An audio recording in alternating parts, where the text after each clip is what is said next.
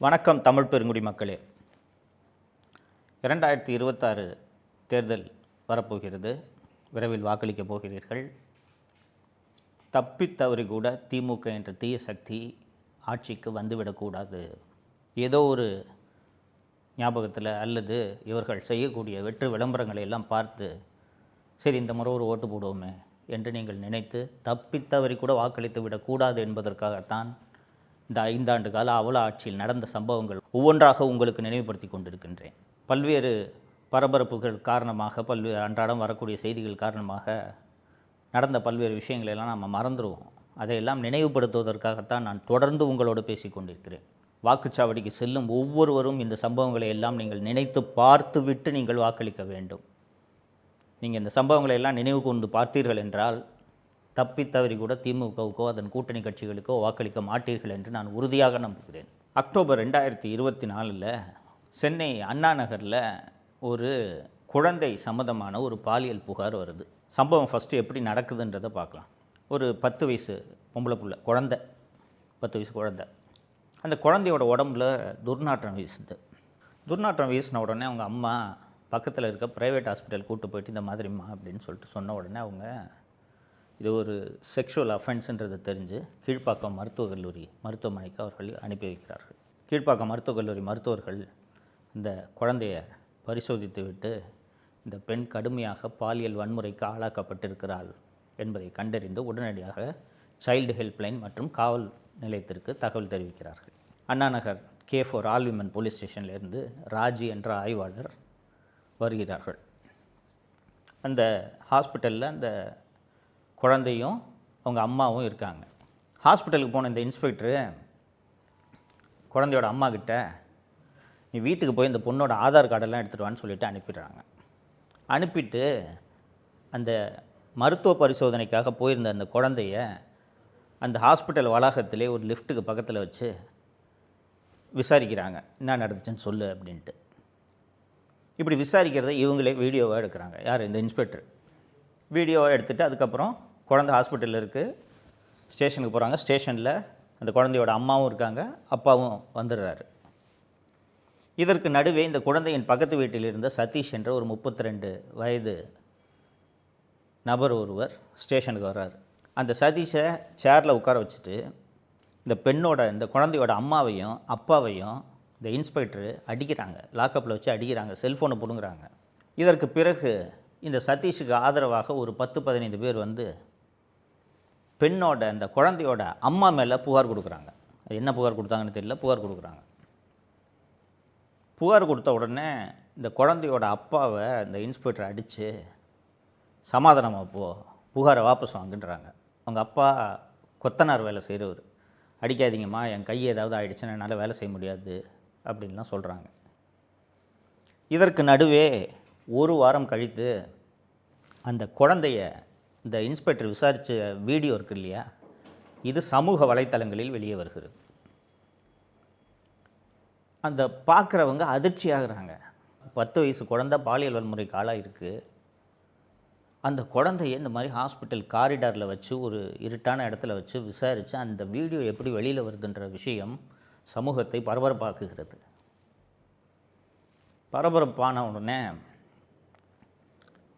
நீதிமன்றத்தில் பொதுநல வழக்கு தாக்கல் செய்யப்படுகிறது. அது மாண்புமிகு நீதியரசர் திரு S.M. சுப்பிரமணியம் அவர்கள் அமர்வில் விசாரணைக்கு வருகிறது. வந்த உடனே என்னதான் விசாரிச்சிங்கன்னு சொல்லிட்டு கூப்பிட்டு காவல்துறை இதெல்லாம் கேட்ட உடனே நாங்கள் எல்லாத்தையும் கரெக்டாக விசாரிச்சிருக்கோம், காவல்துறை மீது எந்த தவறும் இல்லை. இந்த வீடியோவை வெளியிட்டாங்கல்ல சமூக வலைத்தளத்தில் 2 பத்திரிகையாளர்கள், அவங்க மேலே FIR போட்டிருக்கோம். இதான் வேலை இந்த திமுக அரசாங்கத்துக்கு, குறிப்பாக சென்னை மாநகர காவல்துறை ஆணையர் அருணுக்கு இதுதான் வேலை. அந்த வீடியோ எப்படி வெளியில் போச்சுன்றதை தான் நீங்கள் ஆராயணும். அந்த இன்ஸ்பெக்டர் விசாரிக்கிறாங்க. இன்ஸ்பெக்டர் விசாரிக்கிறத யார் வீடியோ எடுக்க முடியும்? இன்ஸ்பெக்டர் தானே எடுக்க முடியும். அந்த இன்ஸ்பெக்டர் மீது நடவடிக்கை எடுப்பதற்கு பதிலாக சம்மந்தப்பட்ட பத்திரிகையாளர்கள் 2 பேர் அவர்கள் மீது FIR பதிவு செஞ்சுருக்கோம் என்று இந்த விபரத்தை நீதிமன்றத்திடம் சொல்கிறார்கள். நீதிமன்றம் எல்லா ஆவணங்களையும் பரிசீலித்து பார்த்துவிட்டு குழந்தைகள் தொடர்பான வன்முறையை எப்படி கையாள வேண்டும் என்று போக்சோ சட்டம் தெளிவாக சொல்லியிருக்கிறது. ஒவ்வொரு ஸ்டேஜிலையும் எப்படி அந்த குழந்தை பாதுகாக்கப்பட வேண்டும் என்பதை தெளிவாக சொல்லியிருக்கிறது. ஃபஸ்ட்டு அந்த குழந்தைய நள்ளிரவில் தாயார் பக்கத்தில் இல்லாமல் தனியாக விசாரித்ததே தவறு. சைல்டு ஹெல்ப்லைன் ஆஃபீஸர் இருக்கணும், கார்டியன் இருக்கணும், இல்லை பெற்றோர் இருக்கணும். இவர்கள் இருக்கும்போது தான் அந்த குழந்தையை விசாரித்திருக்க வேண்டும். மாறாக அந்த குழந்தையை தனியாக வைத்து விசாரித்ததோடு அல்லாமல் அந்த குழந்தையை ஆய்வாளர் மிரட்டி இருக்கிறார் என்பது நன்றாக தெரிகிறது. காவல்துறையில் இருக்கிறவங்களுக்கு, குறிப்பாக சென்னை மாநகர காவல்துறையில் இருக்கிறவங்களுக்கு போக்சோ சட்டத்தை எப்படி கையாள வேண்டும், போக்சோ குற்றங்களை எப்படி விசாரிக்க வேண்டும்ன்றது தெரியுமா தெரியலையான்றதே எனக்கு சந்தேகமாக இருக்குது. இதுவரைக்கும் காவல்துறை செய்திருக்கக்கூடிய அந்த விசாரணை எல்லாத்தையும், ஆவணங்கள் எல்லாவற்றையும் நான் பரிசீலித்து பார்த்தேன். போக்சோ வழக்கை விசாரிக்கிறதுக்கு இந்த காவல்துறை லாயக்கே இல்லைன்ட்டு நான் முடிவுக்கு வருகிறேன் அப்படின்னு சொல்லி உடனடியாக அந்த வழக்கை சிபிஐ விசாரணைக்கு மாற்றி சென்னை உயர்நீதிமன்றம் உத்தரவிடுகிறது. தோழர்களே, இதில் ஏதாவது தவறு இருக்கா? அண்ட் இன்னொன்று, அந்த தீர்ப்பிலேயே நீதிமன்றம் முக்கியமான ஒரு விஷயத்தை குறிப்பிடுகிறது. இந்த மாதிரி இந்த வீடியோவை வெளியிட்ட பத்திரிகையாளர்கள் மேலே வழக்கு பதிவு செஞ்சுருக்கோம் அப்படின்னு சொன்னதுக்கு ஊடக சுதந்திரத்தில் இப்படி தலையிடக்கூடாது.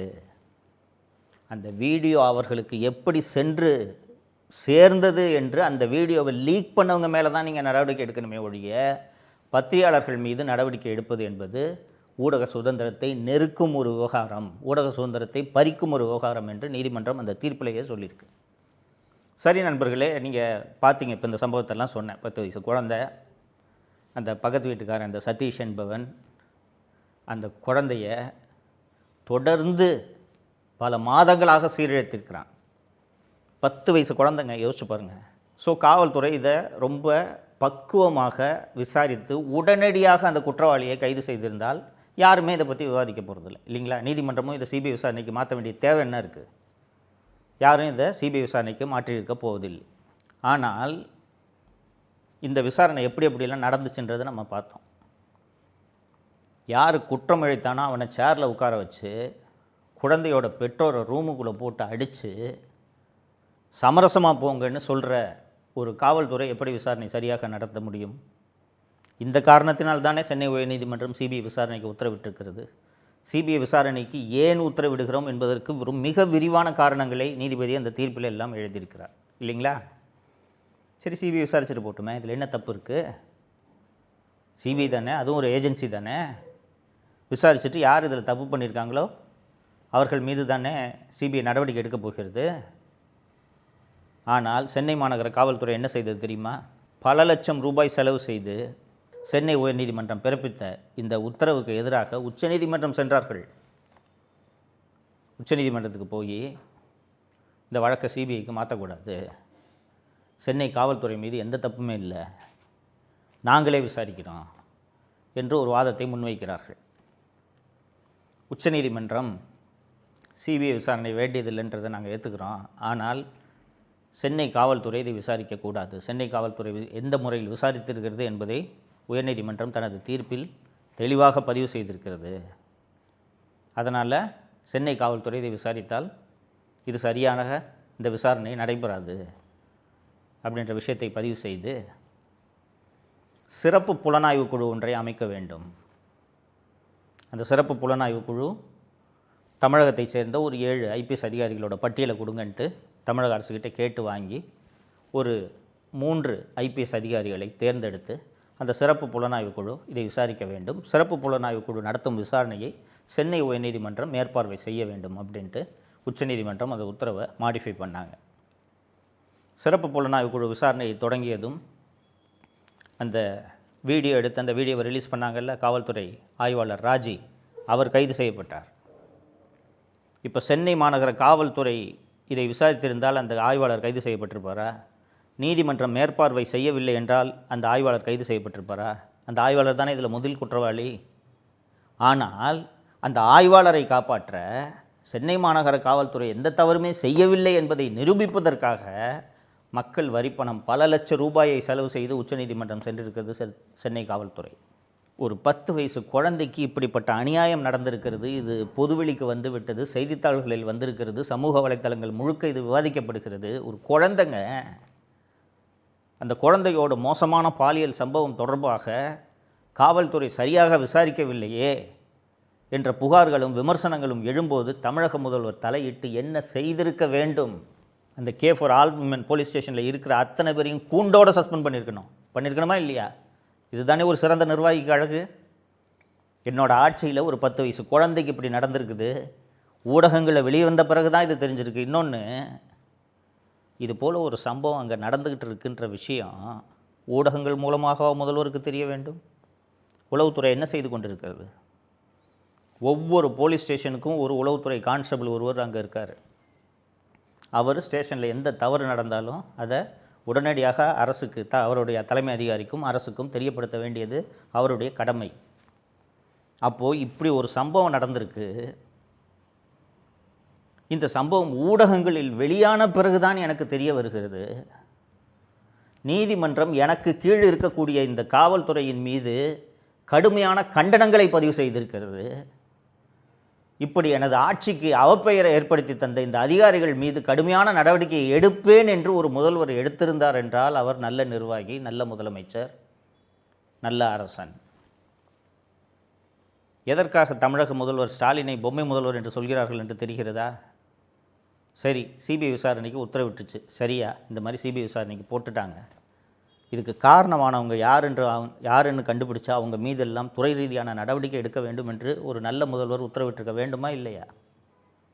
இதற்கு எதிராக உச்சநீதிமன்றம் போகலாம், சிபிஐ விசாரணையை ரத்து செய்யணும்னு சொல்லிட்டு அதிகாரிகள் அவர்கிட்ட பரிந்துரை செய்கிறார் என்றால் அதையும் கேட்டுவிட்டு ஆமாம் என்று கையெழுத்து போடும் முதல்வர் பொம்மை முதல்வரா இல்லையா? மீண்டும் இந்த ஆட்சி வந்தால் இது போல எத்தனை குழந்தைகள் சீரழிக்கப்படுவார்கள் என்பதை நீங்கள் நினைவுபடுத்தி பார்க்க வேண்டும். கோவையில் ஒரு சம்பவம் நடந்தது, அண்ணா பல்கலைக்கழக சம்பவம் பற்றி நான் விரிவாக பேசியிருக்கிறேன்.